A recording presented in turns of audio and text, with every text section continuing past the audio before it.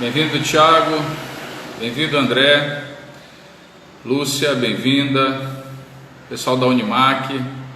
Sejam bem-vindos, queridos. Hoje nós vamos falar... Hoje é o último dia do nosso workshop de sexualidade.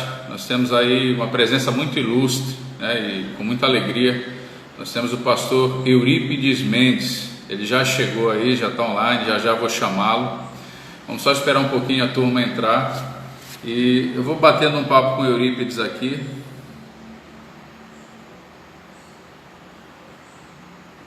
A turma vai chegando, Everton. Dá tempo aí de você mandar o aviãozinho, né? Daí convidar. E aí, amigo? Tudo jóia? Tudo bem, graças a Deus.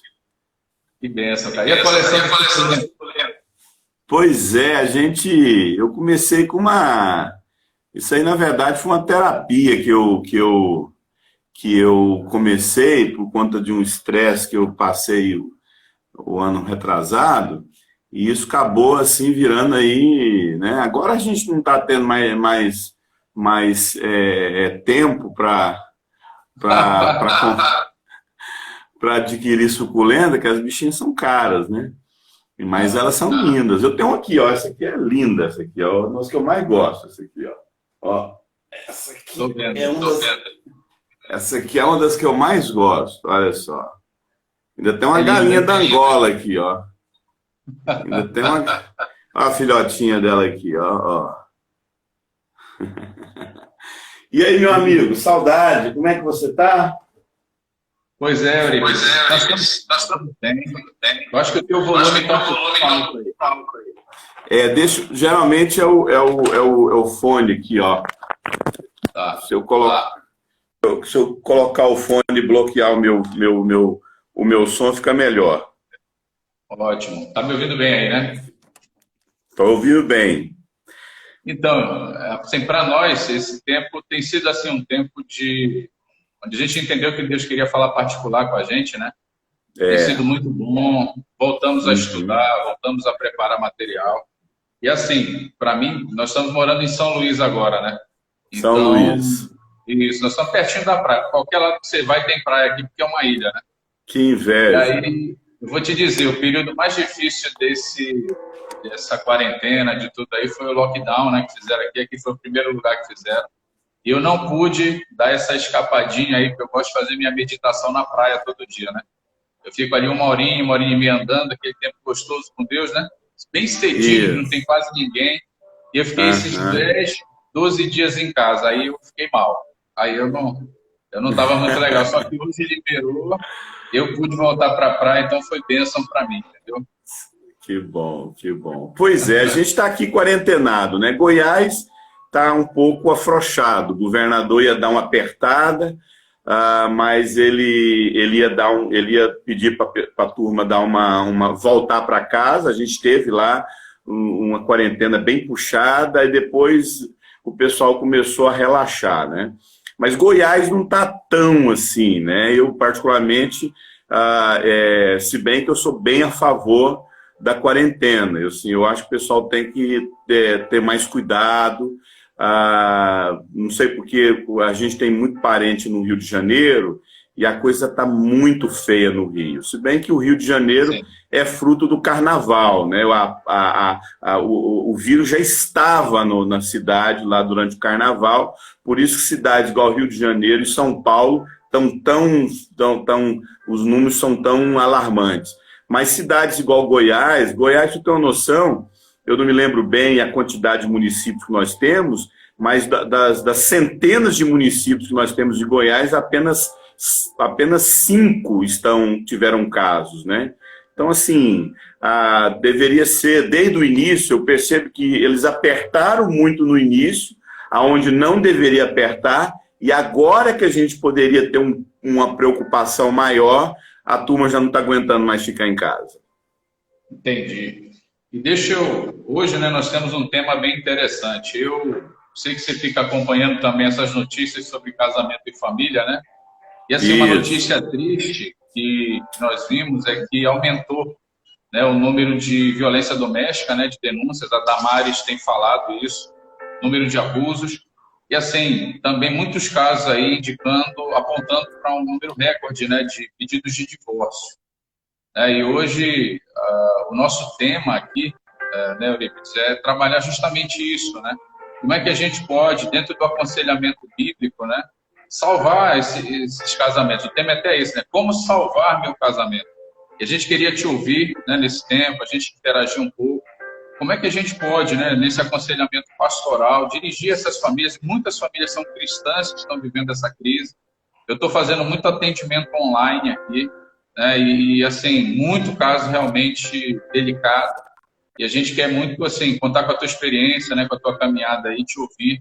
Como é que a gente pode, né, direcionar os casais que estão ouvindo, as pessoas que estão ajudando? Como é que a gente pode aí ajudar, né, a diminuir essa tensão dentro do lar? Né? Como é que a gente pode abordar isso? Paulo, para mim é um privilégio, né, poder estar servindo o seu ministério. Eu tenho aí um desejo, eu já te falei isso várias vezes. Eu tenho muita vontade de poder um dia da gente poder trabalhar juntos como equipe, né? Mas Deus é que conduz os nossos caminhos, e para mim é um privilégio poder estar te servindo. Gosto muito das suas ministrações. Não sei se você sabe, eu te escuto. Gosto muito das suas ministrações. Você tem uma dinâmica muito boa de palavra. E uma coisa que só não é bem o assunto, mas só uma coisa assim que eu sempre bati na tecla lá na nossa base em Almirante Tamandaré, que as pessoas deveriam buscar a sua própria identidade, buscar a sua própria referência e não viver de cópia da cópia, né? Eu percebo que na nossa...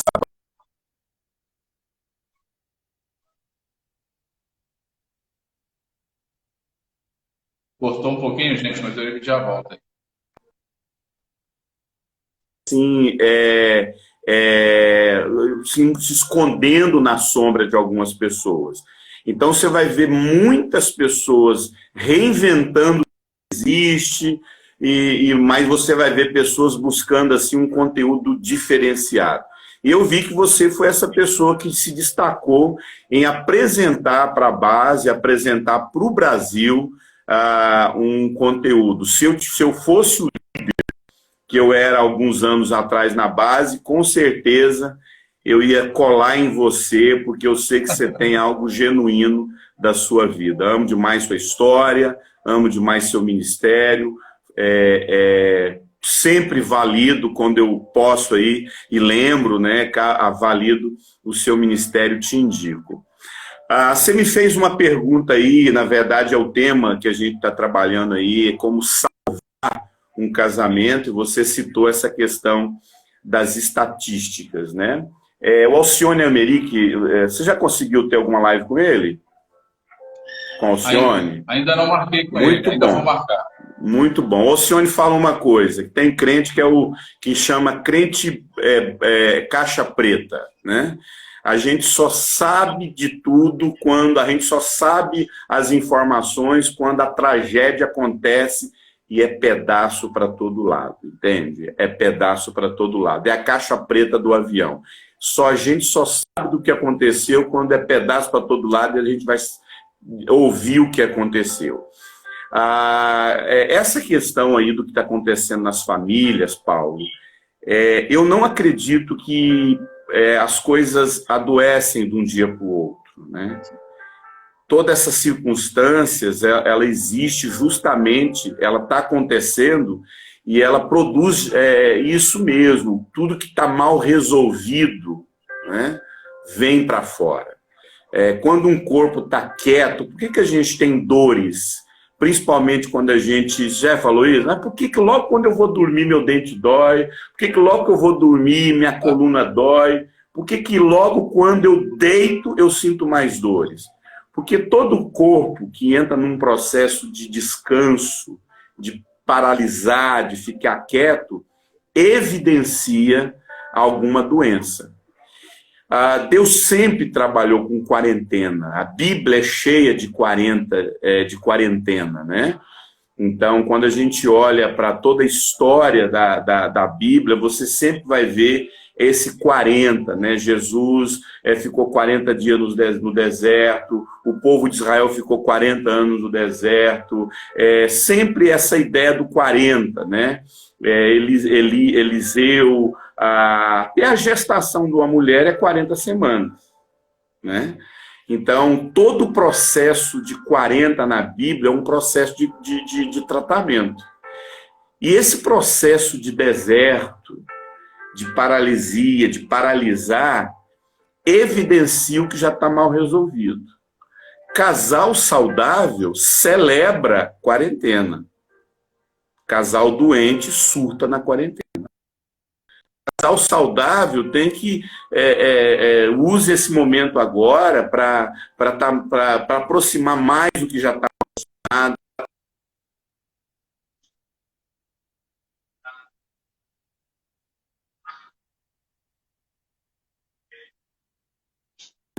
A gente, eu falo uma coisa, a gente atravessa um quarteirão com um cachorro, mas passando 1 hora dando a volta no quarteirão com um bicho.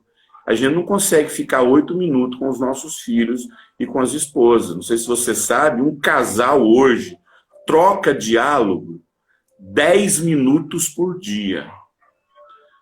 Um pai e uma mãe conversa com o filho 7 minutos por dia e fica 3 horas com o cachorro no colo, conversando, né?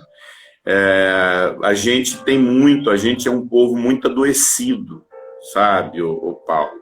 Nós nunca vivemos uma geração que necessitasse de tanto cuidado, tanta restauração e tanta ministração.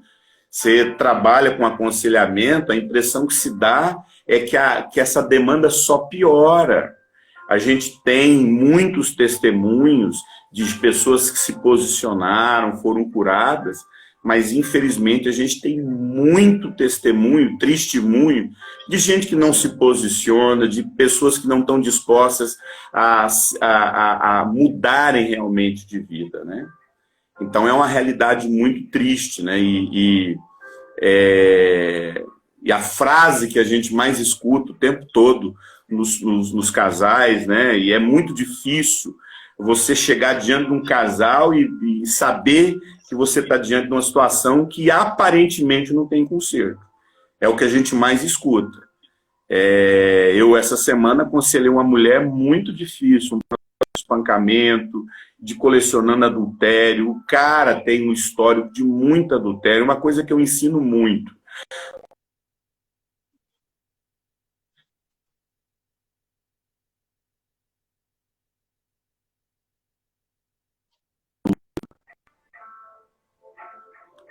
Uma coisa é o adultério, outra coisa é o adúltero. Tem homens e mulheres que por vários motivos, todo pecado tem uma boa explicação, nunca uma justificativa. Às vezes um processo de doença na esposa, no marido, às vezes um desgaste muito profundo no casamento, fruto de filhos, que chegou sem planejamento, uma situação financeira muito difícil. O casal faz aquilo que a maioria dos casamentos acontece nos problemas, que é distanciar. E quando um casal distancia um do outro, já é o terreno minado para muito adoecimento. Então aí acontece lá por vários motivos, né? O cara se fragiliza, a mulher se fragiliza, e é interessante que o amante, é interessante que o envolvimento com a outra pessoa sempre é tudo aquilo que a pessoa mais buscava. Não, você é tudo que eu estava precisando. Mas é muito fácil você encontrar uma pessoa no motel e não viver com ela todo dia, com todas as demandas que um casamento faz. A amante é a melhor coisa do mundo para um cara que não quer problema, para uma mulher que não quer problema. Não quer responsabilidade. Pois bem. E aí, e por várias situações de estresse, o cara se fragiliza e apronta, cai, né? Restaurar isso é um desafio, como todo processo de adultério, é muito doloroso. é muito difícil, né? É muito difícil. É um processo muito...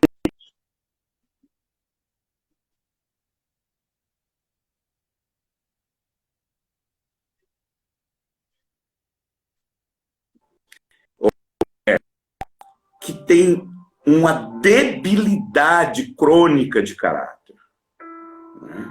A pessoa tem uma cultura de adultério. Todas as crises que ele vive na vida de casado, que todo casamento vive, todos os problemas na vida de casado, que todo casamento vive, e é isso que faz o casal amadurecer. O cara e a mulher, principalmente os homens, têm essa tendência, né? Eles, você trabalha isso muito bem nas suas ministrações, o cara tem uma tendência de achar que todo problema conjugal é resolvido com um amante, com envolvimento com uma colega de trabalho, com uma pessoa. Tratar esse caso é muito mais difícil, porque se trata de uma cultura, não se trata de uma fraqueza, não se trata de um pecado que o cara vacilou, se trata de uma cultura de valores. Esse casamento e tantos outros que chegam para a gente, seja numa cultura adoecida ou nos vacilos, esse casamento que chega para a gente é muito difícil, né? Não sei se você já ouviu falar da expressão arroz queimado. Ainda não. Eu sou cozinheiro. Eu sou cozinheiro. Quase todos os alimentos você consegue resolver quando queima. Quase todos. Agora, tem um alimento que não resolve se queimar, quando queima. É o arroz. Tem casamento que é igual arroz queimado. Ele chega para você e você fala assim, gente, não tem como. Você pega um arroz queimado, você não tem como jogar um creme de leite nele. Você pega um arroz queimado...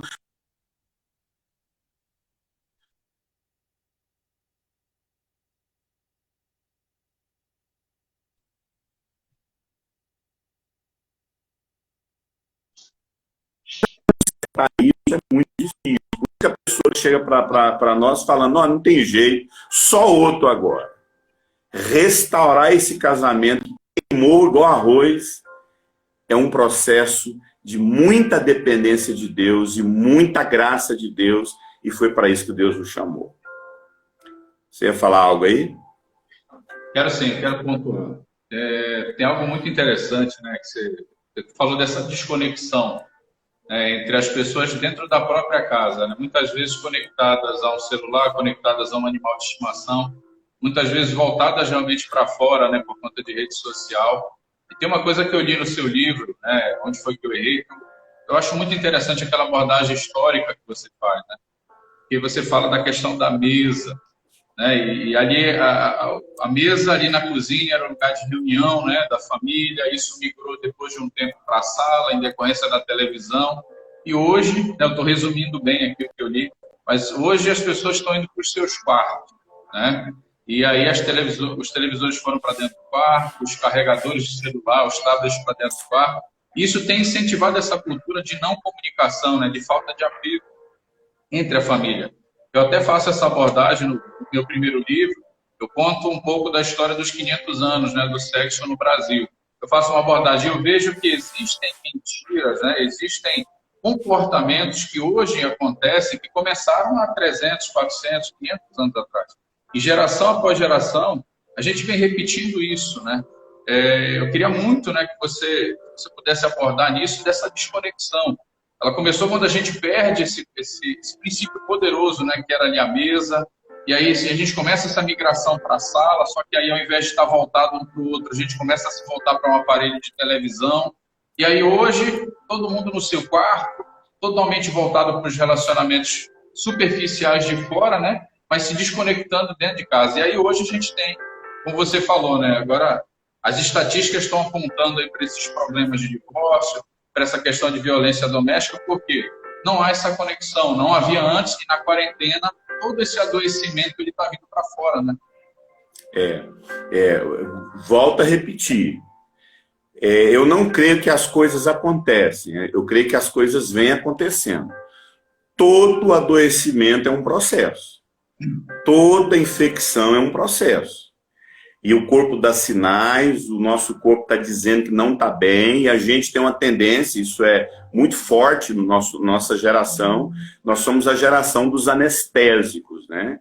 Então a gente recorre aos nossos anestésicos, aos nossos relaxantes musculares. Eu, por exemplo, estou indo uma maratona de pilates para como é que fala? Destravar meus músculos. Meus músculos são todos travados, né? Então, e aí eu tenho que estar lá fazendo aquilo que era para eu estar... E aí a gente... Por que os músculos estão travados? Porque a gente vai se entupindo de relaxante muscular. O relaxante muscular resolve só na hora, mas o músculo continua travado. Então aí você tem que ir para a fisioterapia para esticar isso até esse músculo voltar. Na família é a mesma coisa, né? A gente perdeu os processos naturais de uma família. Eu acho interessante o texto de 2 Timóteo, que diz que, 2 Timóteo 3,11, que diz que, 2 Timóteo 3, que diz que nos últimos dias sobrevirão tempos terríveis. E uma expressão que eles usam lá, não teria afeto natural. O que é afeto natural? Aquilo que eu aprendo naturalmente na vida. Aquilo que eu adquiro fruto da minha vida normal. Então falando sobre o meu corpo, quando eu nasci, o meu corpo foi obedecendo processos naturais de movimento. Se acontecer algum impacto no cérebro e eu perder o movimento, alguma pancada, eu perder o movimento, eu tenho que ir lá fazer na fisioterapia, de modo repetitivo. Então, aquilo que vem naturalmente, eu tenho que acabar tendo que aprender aquilo por fisioterapia. Então, os casais, a família, desaprendeu a ter a sua vida normal. A nossa avó lá na fazenda, o nosso avô, os nossos pais que viviam lá na vida rural, os processos tinham as crises deles, tinham as dificuldades deles. Mas os processos naturais da vida eles sabiam. Aquele homem lá na fazenda sabia o que naturalmente um homem era. Por isso, quando a Bíblia fala que nos últimos dias, quando Paulo fala para Timóteo, que essa geração não teria afeto natural, olha que forte isso. Aquilo que naturalmente eu deveria ter na vida, afetividade, amizade, carinho, respeito, amor, vínculo, relacionamento, era para ser natural. Paulo fala que nos últimos dias nós não teríamos isso de modo natural. A gente teria que fazer terapia para aprender. Então hoje o processo, por que eu escrevi o Lidando com Onde Foi Que Eu Errei? Porque eu percebo que a gente tem que reaprender coisas naturais da vida. A Bíblia fala que Jonas foi chamado para pregar para um povo que não sabia discernir a mão direita da esquerda. O que é aprender? Quando é que a gente aprende a discernir a mão direita da esquerda? Quando a gente é criança. Então aquele povo não sabia aquilo que se aprendia na infância. Então essa meninada que não sabe o que é ser mãe, Paulo, as nossas filhas de 13, 15, 16, 17 anos, Paulo, são órfãos de maternidade. O que é uma menina órfã de maternidade? Ela não aprendeu a ser mãe. Os nossos meninos de 17, 18, são órfãos de masculinidade, de hombridade. Eles não aprenderam a ser homens. Nós somos uma geração muito inteligente. A geração do meu filho é um absurdo. Cara, o menino resolve umas coisas assim, tudo ele descobre no YouTube, sabe usar lá os tutoriais. Mas, ao mesmo tempo, é uma geração extremamente fraca emocionalmente. Por quê? A afetividade não se aprende em igreja. A afetividade não se aprende em escola. A afetividade não se aprende em grupos de ajuda. A afetividade não se aprende em clínica terapêutica. A afetividade é um processo natural que a gente aprende O que é afetividade? Vem da palavra afetar. O quanto eu sou influenciado por alguém. Enquanto alguém na minha vida me ensinou a ter vínculo, a considerar, a ter respeito, honra, amor. Eu encontrar uma mulher e eu, com essa mulher, empenhar uma palavra com ela e nunca mais voltar atrás. É uma mulher que empenha uma palavra com o homem e nunca volta atrás. Esses valores não se aprendem em escola. A gente deveria aprender isso naturalmente. Pois bem, lembra da ilustração que eu fiz do corpo? Se eu perdi um movimento nessa mão por conta de um impacto, de um acidente, ela não movimenta, porque teve uma lesão no meu cérebro. Aí eu tenho que ir lá para a fisioterapia, porque essa região aqui levou uma pancada, matou a parte que movimentava o braço. Aí eu tenho que fazer fisioterapia para uma outra parte do meu cérebro, fazer uma reconexão para esse pedaço aqui agora movimentar essa mão. O meu cérebro tem que ouvir, essa mão está viva, essa mão está viva, essa mão está viva. Pois bem, hoje a gente tem que estar fazendo o tempo todo terapia. Terapia para saber como é que é marido, terapia para saber como é que é mulher, como é que é esposa. Por quê? Porque toda a terapia, aquilo que acontecia em poucos meses, rápido, agora tem que ser muitos anos de terapia, muitos anos de processo repetitivo. Por quê?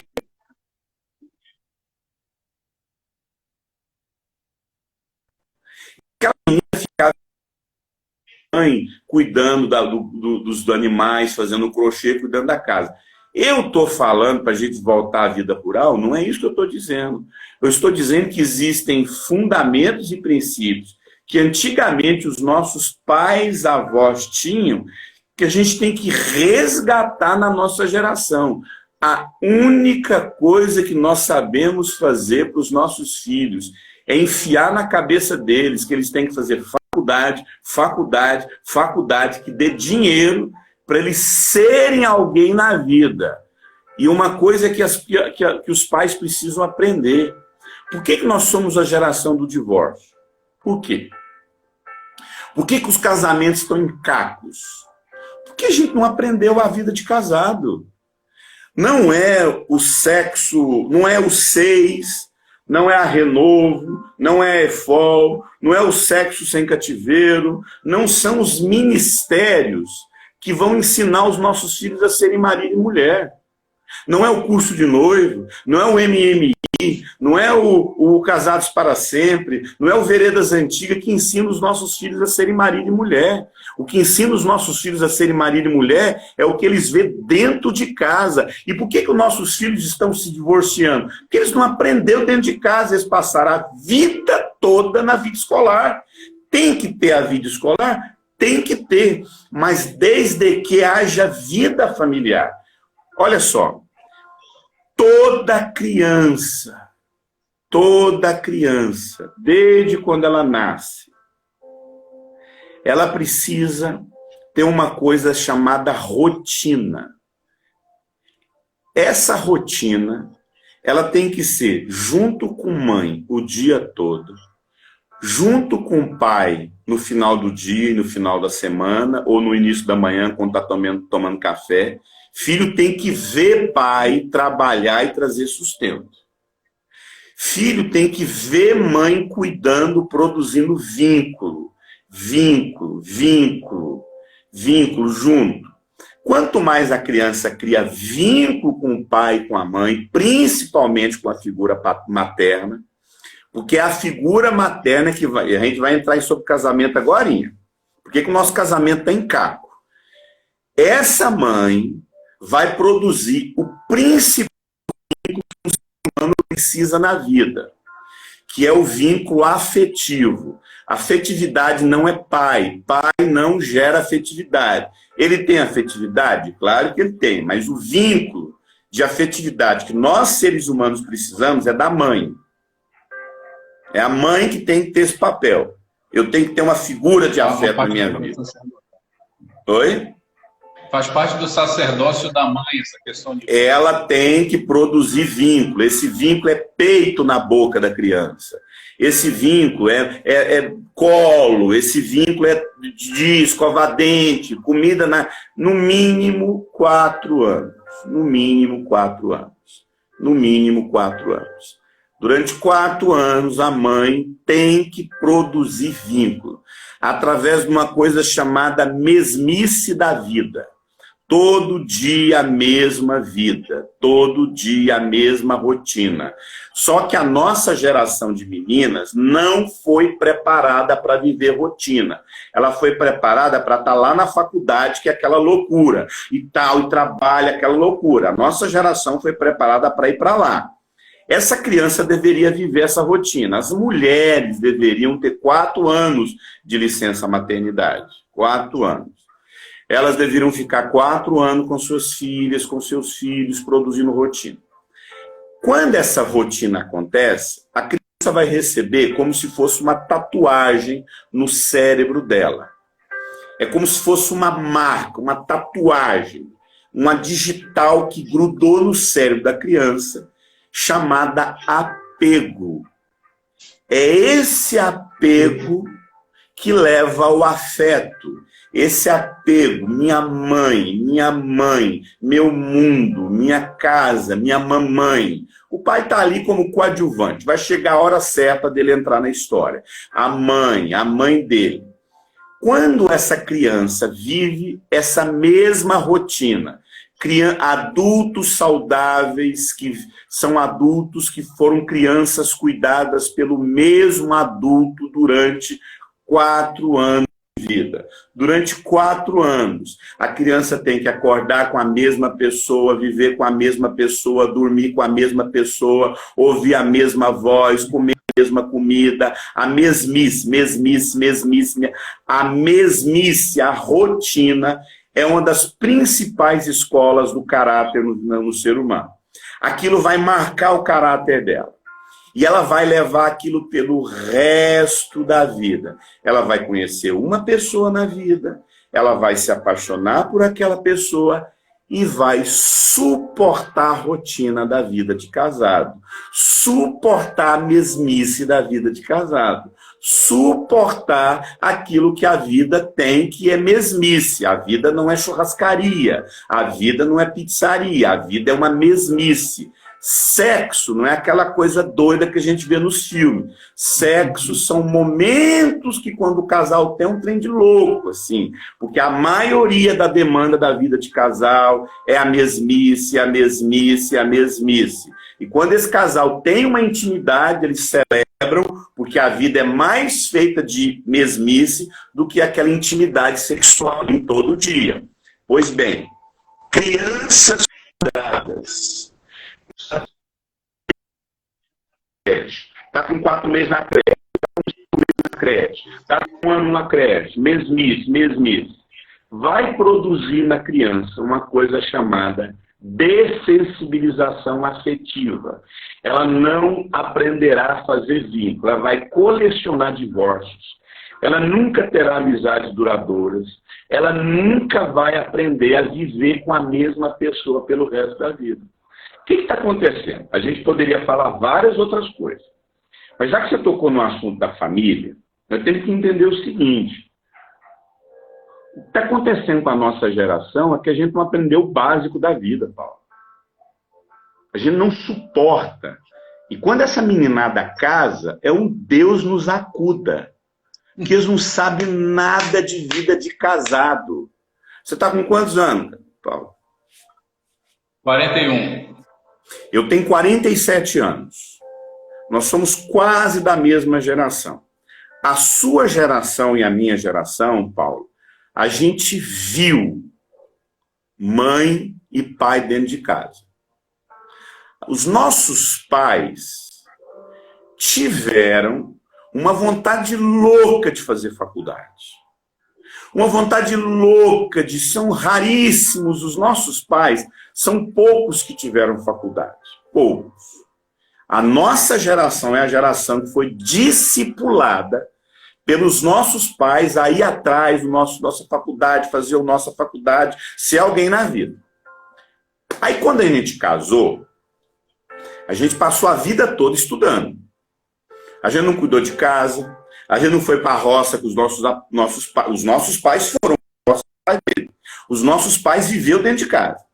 Mas os nossos pais tiveram uma ilusão de que a gente vai ter na vida o que eles não tiveram. E foi verdade. A gente tem casa, a gente tem carro, a gente tem faculdade, a gente conseguiu.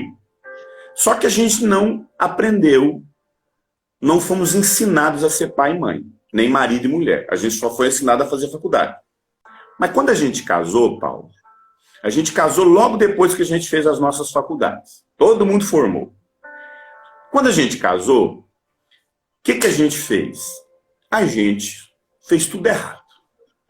Aí a gente divorciou, aí a gente adulterou, aí a gente aprontou, aí a gente perdeu o casamento, entrou em depressão, foi para Jocum, chorou os pecados.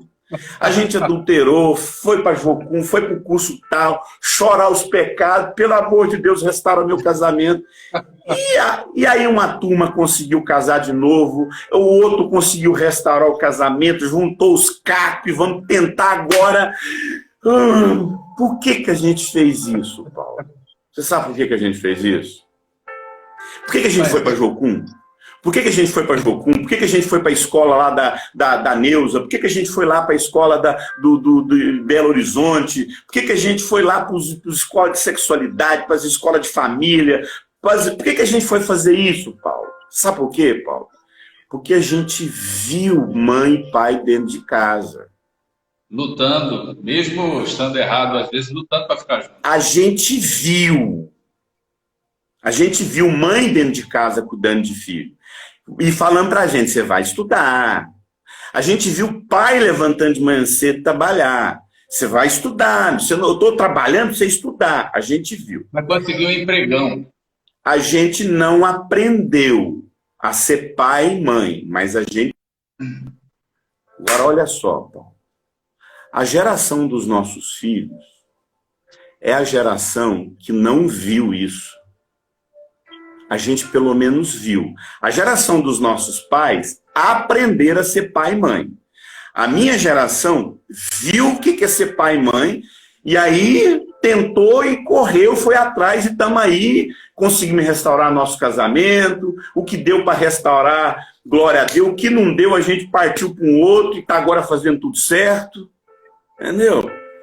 Agora os nossos filhos, a geração dos 15, dos 14 anos hoje, a única coisa que eles viram na vida foi a gente separar, a gente correr atrás de faculdade e juntar os cacos. A minha pergunta é, se nós não ensinarmos essa próxima geração, se nós não pararmos com esse discurso de faculdade, que esse discurso de falar que o ser humano é alguém na vida só... A nossa história já mostrou que não é. Uma faculdade não ensina absolutamente nada para a vida de casado. A única coisa que ensina os nossos filhos a lutarem pelos seus casamentos é o exemplo que a gente dá dentro de casa. Exemplo de fidelidade, exemplo de amor, exemplo de arrependimento, exemplo de quebrantamento, de dependência de Deus. Minha casa tem uma regra, ninguém entra para a faculdade se não ficar 1 ano em missões. O Pedro está indo fazer a TED dele agora. Vai fazer lá no CCL. No CCL não, lá na Uberaba, já aprovaram o formulário dele. E eu quero que ele sirva a base 1 ano. Eu quero que Deus... Eu falei para ele. Falei, pai, como é que a gente vai levantar mantenedor? Como é que estão os mantenedores? Eu falei, levantar mantenedor? Cadê a palavra de Deus? Você vai entrar para dentro de um quarto aí, rapaz, vai ouvir o que Deus tem para falar para você. Eu não vou fazer lâmina, eu não vou fazer divulgação da sua ETED sem você ter uma palavra de Deus para sua vida. A gente quer restaurar a casa.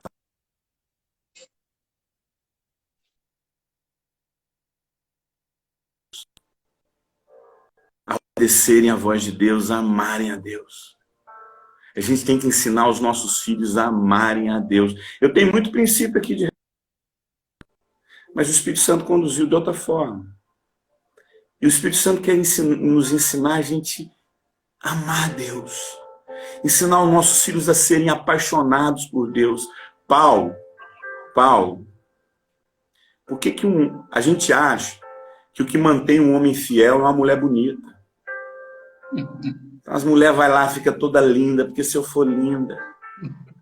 O que mantém um homem fiel a uma mulher é o temor que ele tem a Deus. É o temor que ele tem a Deus. O mesmo desejo que eu tinha por ter uma mulher todo dia diferente na cama, eu continuo tendo hoje. Eu continuo tendo. Eu tenho o mesmo desejo. Minha mulher é belíssima, minha mulher é linda, mas eu desejo ter uma mulher todo dia na minha cama diferente. Eu não faço isso. É o amor que eu sinto por Deus. É o meu temor.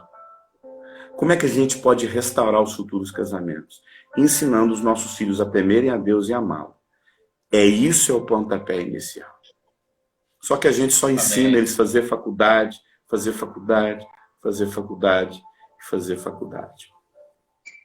Sabe qual é o grande perigo disso, Euripides? Quando você... Olha só o grande risco disso, quando você traz para uma dinâmica familiar, né? Olha, você precisa estudar para você ser alguém, para você ser feliz.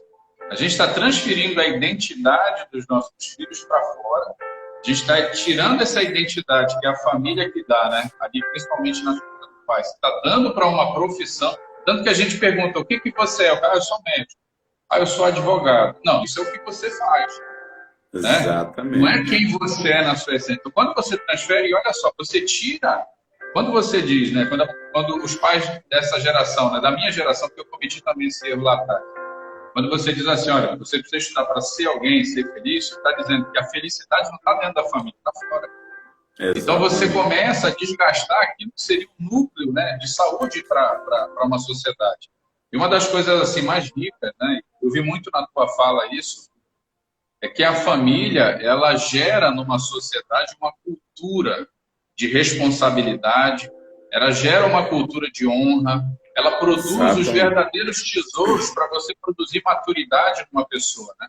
Então ele vai gerar essas questões dentro do seio familiar, né? Isso é um grande núcleo realmente para você caminhar nessa direção. E quando você tira a família, porque a geração agora nova, que eu tenho pego a turminha aí de 15, 22 anos, eles não querem casar. Não. Eles não querem casar. E quando eles não entendem, muitos não entendem, né, que quando você tira o casamento de uma sociedade, não tem mais nada. Né? Você tira o casamento, você não vai ter responsabilidade, você não vai ter fidelidade, você não vai ter compromisso, você vai ter honra, você vai ter o quê? Você vai ter uma sociedade focada no seu prazer. O meu filho falou naquilo que me interessa. Né? O meu filho falou uma coisa, umas 2 semanas atrás, ele falou assim,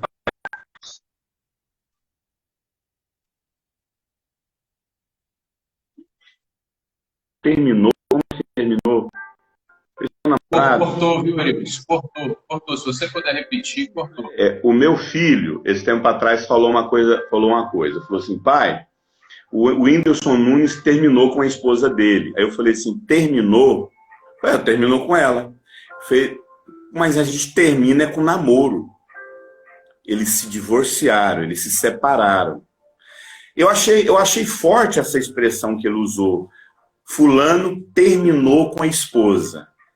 E a gente sempre usou esse conceito de terminar para namoro. A gente nunca usou isso para casamento. No casamento as pessoas se separam. No casamento as pessoas se divorciam. Porque é um processo muito dolorido. Namoro é de outra coisa. Mas ao mesmo tempo isso me chamou a atenção. Eu falei, Deus, como é que essa geração... ela é discipulada, mesmo que o João Pedro está aqui, mas é claro que é uma terminologia, depois eu fui explicar, essa terminologia não está certa no casamento. Porque terminar é namoro, casamento é divórcio, casamento é separação, é mais difícil. Mas percebe, essa geração, ela se tornou aquilo que algumas pessoas falam, uma geração, a era do vazio. Né? Eu tenho uma palestra que eu falo, como amar numa geração do desamor, do vazio. Então é um vazio existencial terrível, onde as relações elas estão a cada dia mais mais fragilizadas, mais fracas. Paulo, você trabalha mais em casamento do que eu, né? Você trabalha mais em atendimento para casal do que eu. Eu trabalho mais com palestra voltada para família. Eu não trabalho tanto casal, eu não vou atrás tanto assim, né? Mas você percebe, não sei se você percebe isso, que as pessoas hoje separam por bobeira. Por bobeira. Os casamentos hoje, Paulo, não sei se você sabe dessa estatística. Você sabe qual que é o maior motivo de separação hoje dos casais? Ainda continua sendo a infidelidade conjugal. Ainda continua sendo a infidelidade. Mas a diferença é muito pouca, é quase 50-50. Você sabe qual que é o segundo maior motivo de separação entre as pessoas hoje? Intolerância. Para saber. Intolerância. Qual é? Intolerância. As pessoas não se toleram mais. Não se suportam. Alguém chegou para mim e falou assim, Eurípides, eu não consigo conviver com a minha mulher, ela é totalmente diferente de mim. Qual que é o segredo para você viver com uma pessoa que ela é igualzinho você? Eu falei, vira gay. Vira gay. Vira lésbica, vira gay. Porque eu falo uma coisa para você, meu irmão. Um homem e uma mulher são completamente diferentes um do outro. Eu sou diametralmente oposto à minha mulher. A minha forma de ler a vida é igual ao homem. A minha forma de perceber a vida é como homem. A minha forma de lidar com conflitos é de homem. A minha forma de resolver as coisas é de homem. Eu não sou mulher. Eu enxergo a vida através dos olhos dela. E nós somos completamente diferentes um do outro. O que é a relação homossexual? Eu costumo falar que a homossexualidade é uma paralisia afetiva. Você paralisou na sua afetividade, não amadureceu ela por diferente. O que é criança? Criança são dois seres que amam ficar juntinhos porque são iguais. A menina gosta de ficar com a amiga igual. O menininho gosta de brincar com o menino. A menina gosta de brincar com o menino. Meninas acham meninos chatos. Meninos acham meninas chatas. Meninas acham meninos bobos. Por quê? A infância é onde se celebra o igual. A maturidade é aprender a viver com o diferente. Por isso que eu falo que a homossexualidade é uma paralisia emocional, onde você só consegue se relacionar com alguém que é igual a você. Casamento é a maravilhosa experiência de um ser que veio do barro, do grosso, e um ser que veio do oculto, do escondido, do secreto, do detalhe. E é isso que Deus fez. Deus não criou os dois do barro. O homem é do grosso.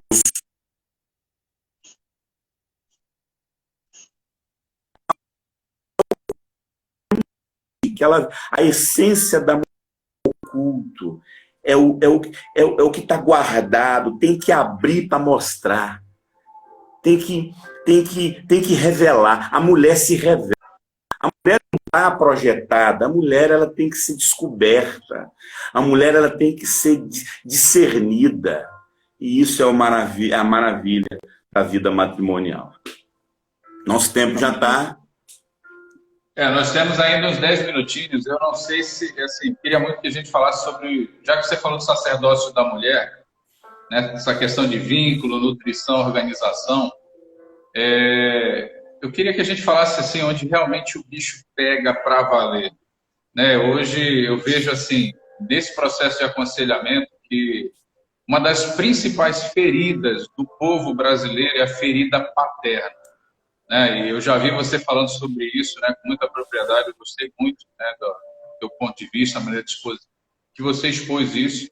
Mas a gente sabe que o pai, a partir do momento que a mãe cumpriu o seu papel ali, né, de criar esse vínculo, criar toda essa dinâmica de apego, O John Bowlby, né, ele até fala disso no estudo dele, é bem interessante também o assunto. O que eu queria te encorajar nesse momento, para que a gente até criasse esse clima de fechamento dessa live, né, que você falasse de pai, né, uma nação que tem uma ferida paterna do tamanho do mundo. Você teve essa ferida, eu tive essa ferida, né?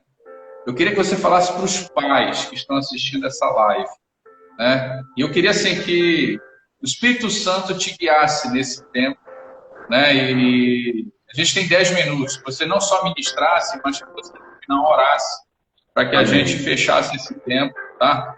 Mas eu sinto no meu coração que Deus tem algo para colocar no teu coração agora, para você ministrar para quem está assistindo sobre pai, né? Sobre paternidade, que é um dos principais papéis sacerdotais, né? Que nós temos dentro do lar, né? Dentro da família. Eu queria que você tivesse liberdade no espírito para ministrar isso agora. Falar de paternidade é falar de maturidade, falar de pessoas maduras. Falar de maturidade é falar de paternidade é falar de gente madura. Falar de paternidade é falar de gente responsável, que é responsável pela própria vida. Falar de paternidade é falar de gente emancipada. Falar de paternidade é falar de gente que assume a própria vida e a própria responsabilidade.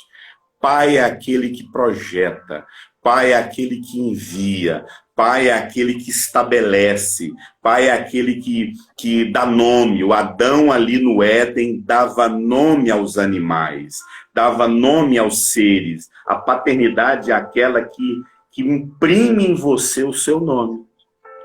O meu nome, quem eu sou.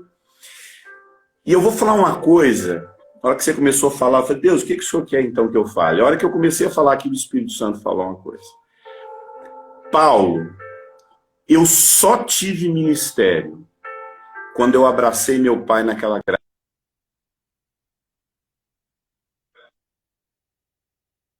reconciliação. Cortou, viu, Iris? O meu ministério começou quando eu reconciliei com meu pai naquele presídio. Para quem não sabe, meu pai matou meu irmão a facadas. Você vai saber a minha história no livro Lidando com as Carências, esse livro aqui. Depois, se você quiser saber, depois me pega o meu WhatsApp aí. Ou me chama lá no meu Insta, lá no que eu falo a respeito do meu livro. Esse livro sobre carência eu falo da restauração do meu pai.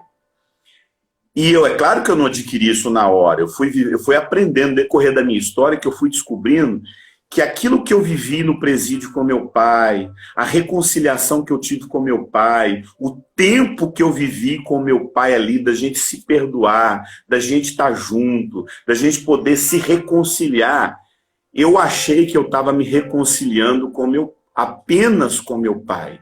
Eu estava reconciliando com minha história. Paulo,